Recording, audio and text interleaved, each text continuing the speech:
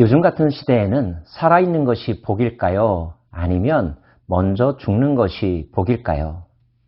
너무 이상한 질문이다 싶겠지만 어떤 경우에는 현실의 문제 때문에 그러한 질문을 하기도 한답니다. 전도자도 그런 경험이 있었던 것 같습니다. 내가 다시 해 아래에서 행하는 모든 학대를 살펴보았도다. 보라, 학대받는 자들의 눈물이로다. 그들에게 위로자가 없도다. 그들을 학대하는 자들의 손에는 권세가 있으나 그들에게는 위로자가 없도다. 그러므로 나는 아직 살아있는 자들보다 죽은 지 오래 죽은 자들을 더 복되다 하였으며 이 둘보다도 아직 출생하지 아니하여 해 아래서 행하는 악한 일을 보지 못한 자가 더 복되도다 하였노라. 억압 속에서 위로자도 없이 눈물 흘리면서 살아야 하는 자들. 차라리 죽은 자들이 더 낫겠다. 이런 시대는 태어나지 않는 것이 더 좋겠다. 이런 하소연인데요. 역설적으로 이 땅에 위로자가 있어야 함을, 서로 돕는 자가 있어야 함을 강조한 반어법적 표현입니다. 내가 또 본즉 사람이 모든 수고와 모든 재주로 말미암아 이웃에게 시기를 받으니 이것도 헛되어 바람을 잡는 것이로다. 경쟁심에서 비롯된 노력과 성취들, 그러나 상처뿐인 영광이고 결국 손에 남는 것이 아무것도 없다는 것입니다. 목표를 세우고 목표를 위해 노력하고 역경을 통과하여 성취하는 것, 얼마나 귀한 일입니까? 그러나 그 동기가 시기와 질투와 지나친 경쟁심에서 비롯되었다면 가졌다 한들 또 다른 후유증 때문에 아무 의미가 없다고 탄식이 절로 나오는 경우를 보지 않습니까?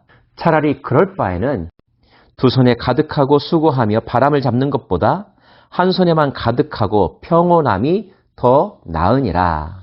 지나치게 성취 지향적인 삶, 일 중독의 삶, 자신을 소진시키는 삶, 결코 바람직하지 않다는 것입니다. 요즘에 흔히들 하는 말로 워라밸이라고 하는 단어가 있죠. 일과 삶의 균형을 이루는 것의 중요성을 강조한 말입니다. 우리의 욕망에 절제가 필요하고요. 전인적인 삶, 균형 있는 삶에 대한 폭넓은 이해가 필요합니다. 전도자는 혼자 외로이 사는 삶에 대한 고통도 이야기합니다. 내가 또다시 해 아래에서 헛된 것을 보았도다. 어떤 사람은 아들도 없고 형제도 없이 홀로 있으나 그의 모든 수고에는 끝이 없도다. 또 비록 그의 눈은 부요를 족하게 여기지 아니하면서 이르기를 내가 누구를 위하여는 이같이 수고하고 나를 위하여는 행복을 누리지 못하게 하는가 하여도 이것도 헛되어 불행한 노고로다. 군중 속의 고독이라고 하는 말이 요즘 시대처럼 와닿는 때가 또 있었을까요? 인구는 늘어나지만 사람들은 점차 고립되어 가고 장벽들이 쌓이고 혼자서 모든 문제를 해결하지 아니하면 안 되는 관계의 단절 속에서 혼자만의 삶을 살아야 하는 경우들이 많아지고 있는 듯합니다. 혼밥, 혼술, 예전에 없던 단어들도 많이 사용되고 있죠? 일시적인 현상일 것입니다. 바람직스러운 삶의 모습은 무엇일까요? 두 사람이 한 사람보다 나음은 그들이 수고함으로 좋은 상을 얻을 것임이라. 어떤 일을 혼자 하는 것보다는 둘이 합쳐서 한다면 더 좋은 결과가 생성되지 않을까요?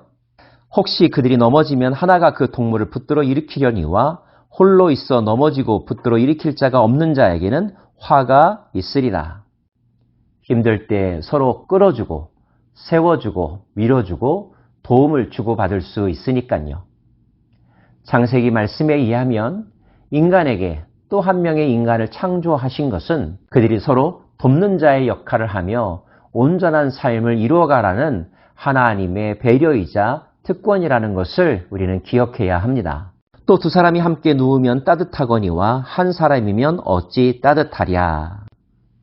서로 위로해 준다는 것, 힘들 때 기댈 수 있는 언덕이 되어 준다는 것, 위로를 통하여 넘어졌던 자가 다시 일어설 수 있죠. 슬픔을 극복할 수 있답니다. 한 사람이면 패하겠거니와 두 사람이면 맞설 수 있나니 세 겹줄은 쉽게 끊어지지 아니하느니라. 이른바 시너지 효과라는 게 있죠. 1 더하기 1은 2가 될 수도 있지만 3의 결과가 나올 수 있답니다. 말씀은 혼자 외로이 사는 것보다 여럿이 함께 사는 것이 좋다는 것을 강조하고 있습니다. 그럼에도 불구하고 이 시대가 여럿이 함께하는 공동체 문화에 대하여 점점 더 부담스럽게 여기는 것은 무슨 연고일까요? 그만큼 인간이 이기적이고 자기 편의주의에 젖어 살고 있기 때문이 아닐까요? 희생하고 양보하고 타협하고 공존을 모색하는 수고를 마다하는 것, 귀찮아하는 것, 어찌 보면 그것이 쉬운 일인 것 같지만 길게 보면, 넓게 보면 얻는 것보다 잃는 것이 훨씬 더 많다는 것을 우리는 알아야 할 것입니다. 철이 철을 날카롭게 한다는 잠언의 말씀이 있습니다. 사람은 다른 사람과의 관계 속에서 훈련받고 깨어지기도 하며 배우기도 하면서 함께 성장해 간다는 것. 하나님의 뜻은 개인이 구원에서 시작하여 공동체 전체의 구원에 있다는 것. 우리는 잊지 말아야 할 것입니다. 전도자는 듣지 않는 삶의 헛됨에 대하여서도 가르쳐주고 있습니다. 가나나에도 지혜로운 젊은이가 늙고 둔하여 경고를 더 받을 줄 모르는 왕보다 나으니 그는 자기의 나라에서 가난하게 태어났을지라도 감옥에서 나와 왕이 되었음이라. 내가 본즉 해 아래에서 다니는 인생들이 왕의 다음 자리에 있다가 왕을 대신하여 일어난 젊은이와 함께 있고 그의 치리를 받는 모든 백성들이 무수하였을지라도 후에 오는 자들은 그를 기뻐하지 아니하리니 이것도 헛되어 바람을 잡는 것이로다. 현재 아무리 높은 지위에 있고 많은 권력을 가지고 있다 할지라도 그가 듣지 않는다면, 그 사람이 어떠함에 대하여 관심과 헤아림이 부족하다면 그는 결국 잊혀지게 될 거라는 거죠. 존경받지 못한다는 것입니다. 물러난 뒤에 아무도 그를 기억하지도 찬양하지도 않을 것이라고 말해주고 있습니다. 우리는 일찍이 잠언서를 통하여서 지혜로운 삶은 듣는 자의 삶임을 살펴본 바가 있습니다. 남의 이야기를 경청한다는 것은 자기 의에 빠져들지 않는다는 뜻이요, 자기를 성찰한다는 자세를 가지고 있다는 뜻입니다. 다른 사람과의 관계, 다른 사람의 도움, 다른 사람의 존재 그 자체에 대하여 인정하고 배려한다는 것을 포함하고 있죠. 말 잘하는 사람이 되기에 앞서서 듣기 잘하는 사람이 되기를 힘쓰시기 원합니다. 4장 전체를 요약해 본다면 더불어 함께 사는 삶을 강조한 교훈이라고 정리가 되는군요. 여러분 자신을 혼자만의 동굴 속에 가둬놓게 하는 그것은 무엇입니까? 그것을 뛰어넘어야 하지 않을까요? 그리고 그것을 깨부셔야 하지 않을까요? 손에 손잡고 라고 하는 노래 가사말이 있죠. 하나님 우리가 더불어 함께 서로 도우며 위로하며 힘을 합쳐서 하나님의 선한 뜻을 이루어가기를 원하신답니다.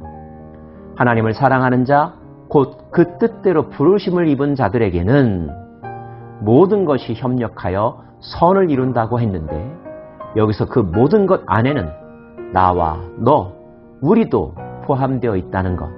더불어 성령님과 하나님과 그리스도가 우리와 함께 연합하기를 원하신다는 것.